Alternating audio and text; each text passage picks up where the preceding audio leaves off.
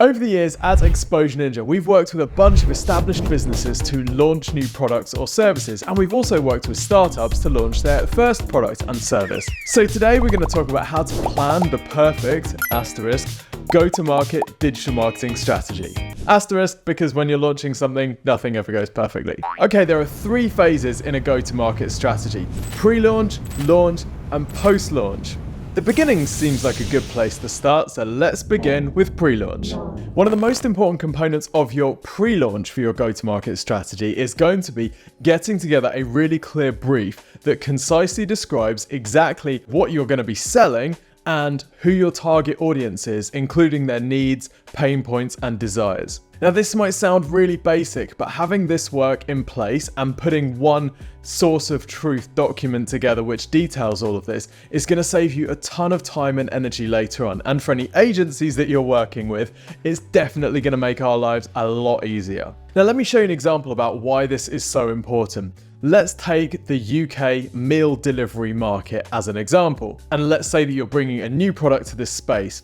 How do you know whether you're going to be emphasizing the time and money saving like HelloFresh does, the potential health benefits like Green Chef does, the flexibility and ease of use that Mindful Chef does, or the choice that Gusto presents, talking about the number of recipes that they bring out each week? Now, these are really key decisions to make in the pre-launch phase because they guide all of the work that's going to be following on. For example, the messages that you communicate to customers, the headlines that you use on your pages, the way that you present yourself as distinct from other existing businesses in the space. For example, in Gusto's Facebook ads, remember they're the one who emphasize the number of meals and the number of recipes available each week.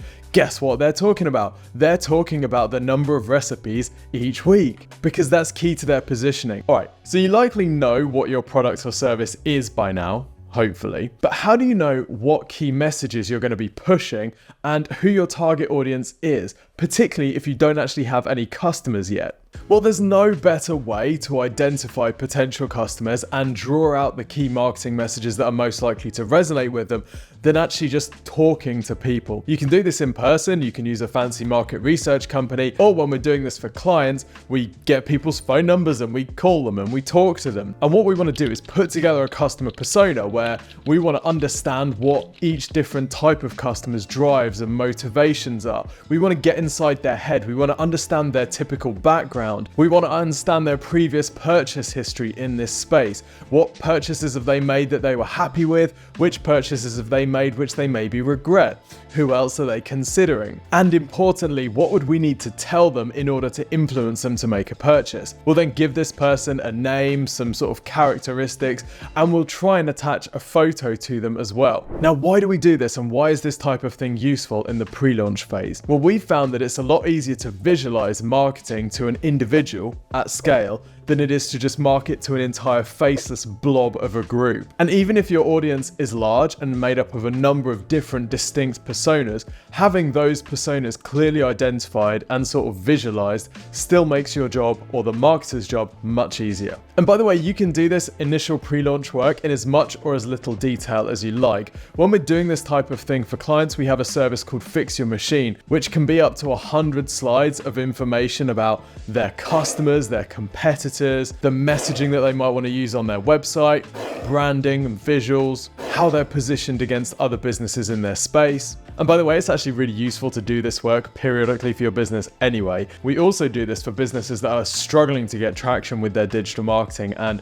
where we identify that maybe they need a bit of a rethink. If perhaps the market has shifted or competitors have shifted and they haven't caught up, sometimes it can be really useful to do a bit of a brand refresh and have a look at all of this stuff from the basics to check that we're presenting their offering in the most attractive way. But anyway, back to the pre-launch stuff. So what we're really aiming for here is a really clear message about what we're selling, to who, and a proposition which we think is likely to get traction with that audience. One more example before we move on. We're going to look at the world of CRMs because this is an incredibly competitive space with a lot of big spending businesses in it. So if I search for Salesforce CRM, we can see a really good cross-section of how the different players in this space position themselves. We can see Salesforce up at the top here saying we are the world's #1 CRM. But we can also see Monday.com advertising against this branded search saying the CRM that's actually easy to use. So they've talked to their potential customers, they've recognized that those potential customers have a bugbear with Salesforce, and then they're using that message in their marketing. And then we've got HubSpot positioning against both of these by saying, hey, we have a free offering. Okay, so now we know what we're selling, we know who we're selling to, and we know the key messages that we're going to be using.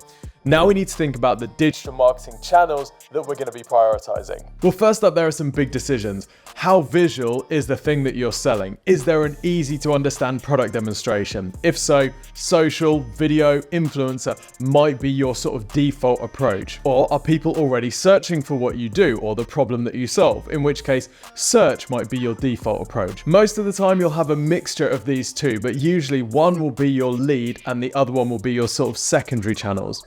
And by the way, while we're talking about digital marketing channels, if you need help choosing which digital marketing channels you should be prioritizing and you have budget for your launch campaign, then request a free website and marketing review from the team here at Exposure Ninja. If you're eligible for this review, we'll conduct a full analysis of your competitors, your proposition, what you have already in place, and we'll suggest the priority marketing channels that we would recommend and some of the key work that we would suggest putting in ahead of your launch. This service is completely free of charge, and you can go to exposureninja.com/review to request it. That's exposureninja.com/review.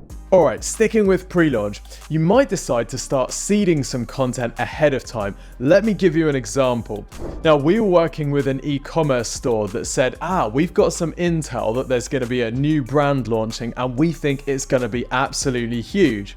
Interesting. So we decided to put together loads of content for their website about this new brand. We started doing a bit of promotion to this content and we got it ranked at the top of Google. And then when the new brand launched and people were typing in that brand name, guess who was sitting pretty at the top of Google? So you might do this with organic search. You might also start running some paid ads or market to any existing list that you have in order to start building a waiting list. It's very common for a brand to have a landing page with an email capture that people can sign up for some sort of pre-release early access. One example of a business that did this very effectively was the trading app Robinhood. Now, on their pre-launch landing page, they said Robinhood, $0 commission stock trading, stop paying up to $10 for every trade.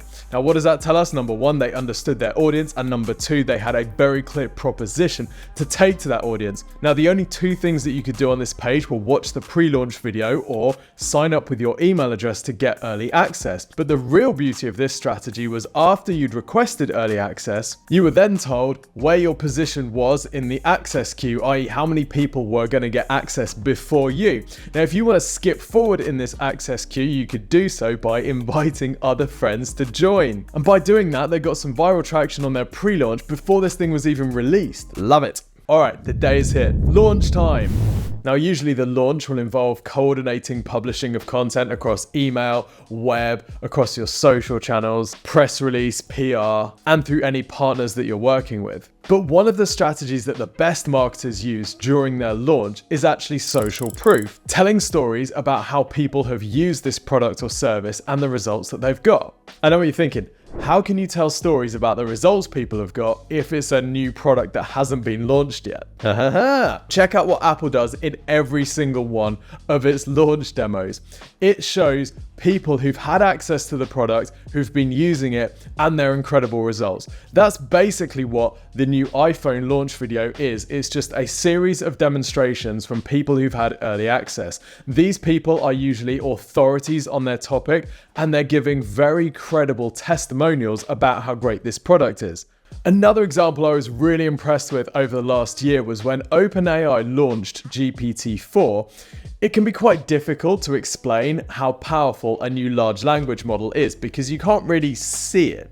The only thing that you're selling to your audience is its capabilities. But what they did was really smart. They rolled out a series of stories about how their partner companies were using this new large language model in their products and service. For example, Khan Academy, who'd been building a chatbot using GPT-4 and could showcase some of the new capabilities. This also meant that OpenAI could launch GPT-4 with testimonials from people inside Khan Academy, drawing interest from a whole bunch of Khan Academy competitors and other businesses that aspired to be as successful as the teaching platform. If influencer marketing is right for you, then you might want to consider a similar approach where you can send out your product to a whole bunch of influencers on pre-release basis, keep them under embargo, letting them know that you want them to promote their first impressions, videos or content on the day of the launch. This is incredibly common in the tech space where, for example, every time Sony launches a new camera, all the videography influencers release their first impressions and unboxings on the same day at the same time. If you're a follower in this space and you follow a bunch of these influencers, all of a sudden your social feeds are full of this new product. It's a total brand blast. You can't get away from it. Now, of course, when you're doing this, you want to start from your target audience. What are the different influencers that they're following? Because if you can fill their feeds with your new product, you're going to get an effect which is much greater than the sum of the parts. Now, if your launch has gone well, you may be tempted to sit back and dream about a holiday, but don't take your foot off the gas just yet. If you've been listening, tracking, and measuring the performance of your marketing during the launch phase, you'll have got a ton of data which can now be used to influence your ongoing marketing and future launches. It can be a great idea to talk to some of these early customers that were caught up in the launch hype and purchased. What were the specific messages that most resonated with them? Because you might choose to go deeper into those areas for your ongoing marketing. Let's say, for example, that you're launching an eco-friendly product and you found that it brought you a bunch of customers that were maybe new to the brand but resonated with the eco-friendly angle. Well, you might decide that actually it's a good idea for the entire brand to use eco-friendliness or climate positivity as one of your key marketing messages in the future. You can also use launch echoes. So just because the product has launched and the people have seen the early offers doesn't mean you can't then go back to your launch email list with repeat offers. You might offer people who haven't bought yet a free trial or bundle offers, or you might go back to them with some success stories from people who purchased on the launch day. Now, of course, if your launch didn't go too well, don't despair. No successful business relied solely on launches. Any successful business has ongoing marketing to promote its products and services. And if you do need help diagnosing what went wrong, don't forget to request your free website and marketing review from the team here at exposureninja.com. Now, as you'll have seen, understanding your target audience really deeply is the key to a successful product launch, or in fact to any marketing. Watch this video to see exactly how to identify your target audience in some easy steps. Until next time, see you soon.